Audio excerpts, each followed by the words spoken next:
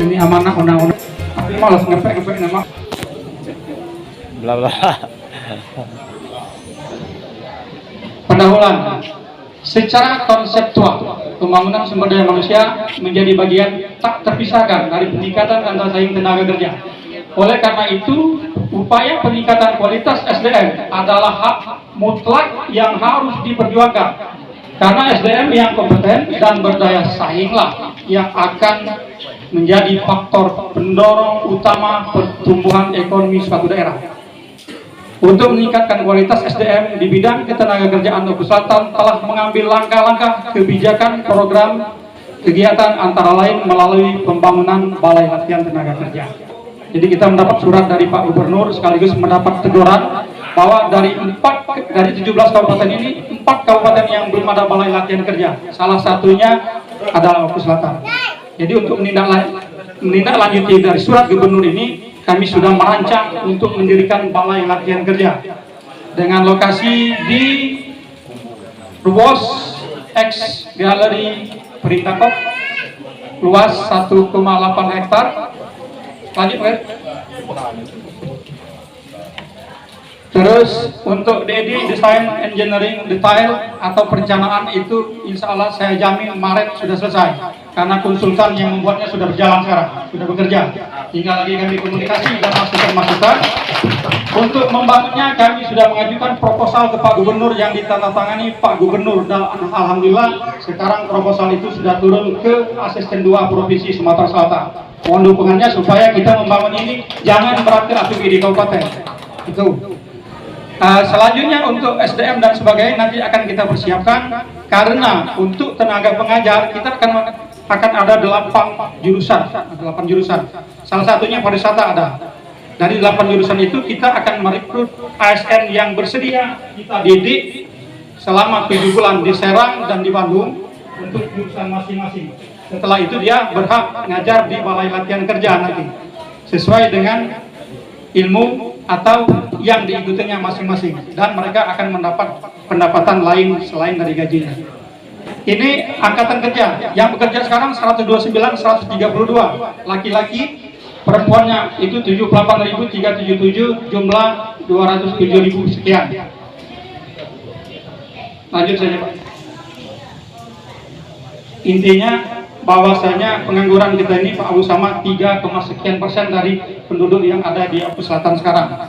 Kita tidak akan bisa mengurangi pengangguran itu kalau kita tidak punya Balai Latihan Kerja. Untung sekarang ada Pak dari BKK ini, Bursa Kerja Khusus. Ini Bursa Kerja Khusus itu terdiri dari para guru dan kepala sekolah dari SKM. Kita punya 8 SMK, termasuk SMK 1, SMK 2, SMK 3, dan beliau ini sudah membuka jurusan. Kemarin saya melepas tenaga kerja ke Semarang yang diterima langsung oleh salah satu perusahaan di Semarang. Jadi salah satu kita yang untuk mengurangi tenaga kerja sekarang adalah melalui Bursa Kerja Khusus ini. Dan mungkin dalam tahun, bukan mungkin, dalam bulan ini akan ditubuhkan oleh Pak Bupati sebagai pengurusannya sesuai dengan dasar hukumnya, itu Kemenaker 39 tahun 2016 tentang Bursa Kerja Khusus yang selama ini tidak direkrut sama sekali oleh pemerintah daerah. Saya rekrut, saya ajak bekerja sama. Mari kita sama-sama, saya bilang, dari kepengurusannya, dari sekretariatnya dan sebagainya, sehingga kita dapat mengurangi pengangguran yang ada di Oku Selatan ini. Lanjut. Lembaga pelatihan kerja, perguruan tinggi, sekolah menengah dan sederajat. Kemarin saya men-share ada kesempatan magang di Jepang untuk pemuda Indonesia. Itu dibutuhkan kalau salah berapa ribu itu. Tapi alhamdulillah Oku Selatan hanya 1 diri dari Ranau. Ada dari Ranau kemarin. Jadi mereka magang ini untuk ke Jepang setelah dia lulus tes di Palembang. Terus dia pendidikan di Palembang 1 bulan, pendidikan di Jakarta 2 bulan. Setelah itu mereka akan diberangkatkan ke Jepang dengan gaji kalau dirupiahkan 14 juta rupiah. Itu kan menarik. Itu bagi para pemuda kita yang mau. Dan terus kita memahami dan menggali potensi ini. Jujur saya dari Januari di sini. Lanjut. Nah, perluasan pendapatan ini yang namanya padat karya. Padat karya ini Ada berarti volume pekerjaan yang besar dan jumlah tenaga kerjanya banyak, mengerjakan suatu bagian yang bermanfaat sosial ekonomi khusus di era pedesaan, bertujuan untuk menanggulangi penganggur dan setengah penganggur pada musim sepi kerja dengan menggunakan peralatan sederhana, cangkul, parang. Nanti ada contohnya Pak, yang dapat dikerjakan oleh penduduk setempat dengan sistem gotong royong, upah yang dibayarkan dengan sistem hari kerja. Nah, dalam hal ini saya sebutkan tadi UMKM, terus ekonomi kreatif itu untuk tenaga kerjanya kami yang bayar. Itu pun dana dari Kementerian Tenaga Kerja. Itu. Ini contohnya model kegiatan padat karya. Irigasi bisa. Kolam, pasar desa, jalan desa, siring, jembatan gantung, embung, gorong-gorong, budaya ikan, tanam tebu, bawang merah, ternak kelinci, ternak sapi, baca kalau seluruh ternak baca kalau kan ternak. Nah, jadi padat karya ini kami mengalirkan, kami yang membayar tenaga kerja itu. Misalnya di Warko itu ada lokasi kolam yang terlantar, tidak ada dana untuk membuatnya, kami yang membiayai tenaga kerjanya, kami yang membayar tenaga kerjanya. Setelah selesai itu silakan membuat kelompok itu sendiri yang meneruskan usaha itu, tapi jangan sudah dibayar, sudah selesai dikabarkan. Itu tidak ada tindak lanjut, tujuannya untuk memberikan usaha kepada kelompok masyarakat yang ada di daerah setempat. Padat karya produktif itu yang di bawah itu, ternak sapi, tanaman jagung, itu bisa. Ini kita sudah mengusahakan untuk mengajukan, bukan untuk mengajukan, sudah diajukan secara online. Walaupun secara tertulis juga sudah kita ajukan ke Kementerian Tenaga Kerja untuk tahun depan. Tahun ini pun ada, tapi terbatas dan waktunya memang sangat singkat. Tapi sudah ada beberapa yang mengajukan. Contohnya itu Pak Darwis Sudirman itu saya suruh untuk mengikuti ini, untuk mendapatkan dana padat karya ini. Sasaran lokasi kegiatan padat karya, daerah yang memiliki jumlah penganggur.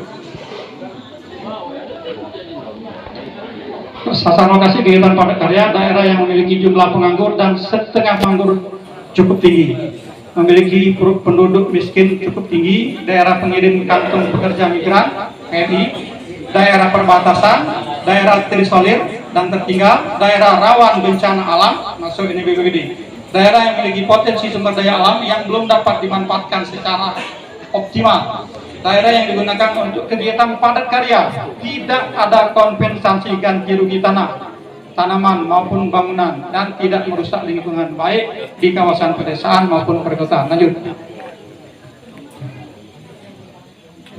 Nah, ini tenaga kerja mandiri. Ada tenaga kerja mandiri itu persyaratannya, tenaga kerja mandiri itu tenaga kerja yang mempunyai sikap, semangat perilaku dan mempunyai kemampuan untuk melakukan atau menangani kegiatan usaha. Mana yang ini? Coba dulu. Bisa. Kami bisa untuk tenaga kerja. Ini sayangkan Enceng Gondok di Danau Ranau ini menjadi masalah. Ini sudah masuk di program kami tapi belum kesampaian. Insya Allah akan dilanjutkan oleh Kadis yang baru. Boleh dilihat. Silakan itu. Ada kursi, ada sebagainya. Jadi Enceng Gondok yang tidak ada gunanya jadi ancaman bagi Danau Ranau. Diolah itu melalui UMKM, melalui pariwisata itu ekonomi kreatif. Kami bisa tenaga kerjanya. Untuk tenaga kerjanya kami yang membiayai. Ini berkesinambungan tiga dinas ini. Itu sayang, tapi itu sudah aku serahkan ke JOS Kadis Pariwisata untuk ditindaklanjutinya tahun depan. Memang kalau kedengaran mereka sudah dianggarkan. Mudah-mudahan Enceng Gondok di Ranau yang menjadi masalah itu jadi bahan yang sangat berguna. Ini jenis kegiatan maritim, jasa, industri kreatif, pertanian, peternakan, perikanan. Lanjut. Karena 15 menit waktu. Persyaratan, lanjut saja. Langsung ke BLK.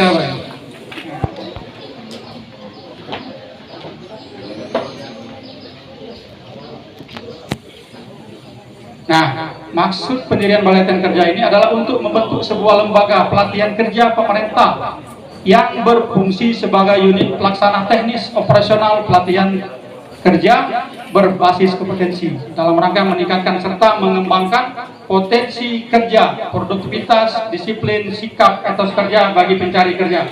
Lanjut. Ini rencana jurusan. Ini rencana jurusan pelatihan BKK, BLK Kabupaten Bogor Selatan.